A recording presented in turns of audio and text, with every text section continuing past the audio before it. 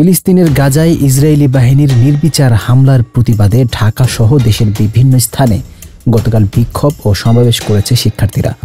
বিভিন্ন প্রতিষ্ঠানে ক্লাস পরীক্ষা হচ্ছে না, বিশেষ করে বিশ্ববিদ্যালয়গুলোতে জোরে সোরে এই কর্মসূচি পালিত হচ্ছে। গতকাল থেকে দেশের বিনোদন অঙ্গনের তারকারাও এ বিষয়ে প্রতিবাদ মুখর। সোশ্যাল মিডিয়ায় তারা এমন মানবতা বিরোধী কর্মকাণ্ড বন্ধের আহ্বান জানান।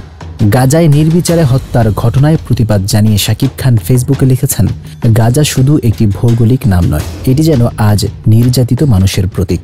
দুঃখজনক হলেও বাস্তবতা হচ্ছে সৃষ্টিকর্তার কাছে প্রার্থনা করা ছাড়া আর কিছু না করতে পারা। তাদের পাশে আছি ভালোবাসা, সংহতি আর শান্তির প্রত্যাশায়। গাজার হত্যাকাণ্ডের প্রতিবাদ জানিয়ে দেশের আসিফ আকবর তার ফেসবুকে লিখেছেন, বিদায় রাফা গাজার জান্নাতি শহীদেরা, শ্রেষ্ঠ ধর্মের অনুসারী আর তাদের নিকৃষ্ট শাসকরা আনন্দে থাকুক জ্বলন্ত জমিনের দোজখে।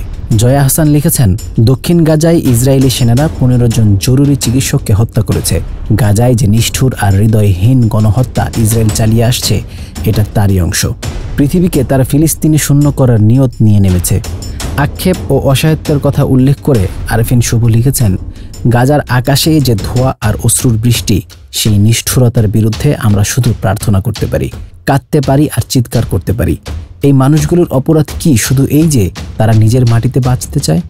তমা মির্জা তার ফেসবুকে গাজায় ইসরায়েলি হামলার একটি ছবি পোস্ট করে লিখেছেন, এটা গোটা মুসলিম দেশের মুসলমানদের শাহাদাতের চিত্র।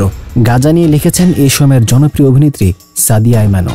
সিয়াম আহমেদ তার ফ্রি প্যালেস্টাইন স্যুটের একটি ছবি প্রকাশ করে লিখেছেন, আমি যখন এই পোস্ট লিখছি ততক্ষণে গাজার অস্তিত্ব কি মুছে গেছে?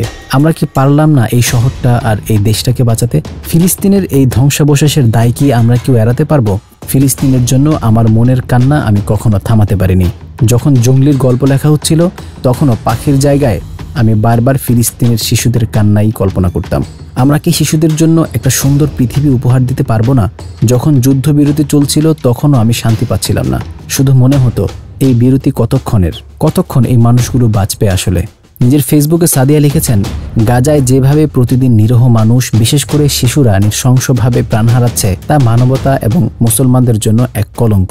ধ্বংসস্তূপের নিচে চাপা পড়ে আছে হাজারো স্বপ্ন, কান্না আর আর্তনাদ। এই নিষ্ঠুরতা যেন কোনো সভ্য সমাজে কল্পনাও করা যায় না। হে আল্লাহ তাআলা, তুমি গাজার মানুষদের হেফাজত করো, তুমি তাদের ধৈর্য দান করো, শত্রুদের অন্তরে শান্তি আর মানবতা দান করো এবং সব নির্যাতনের অবসান ঘটাও।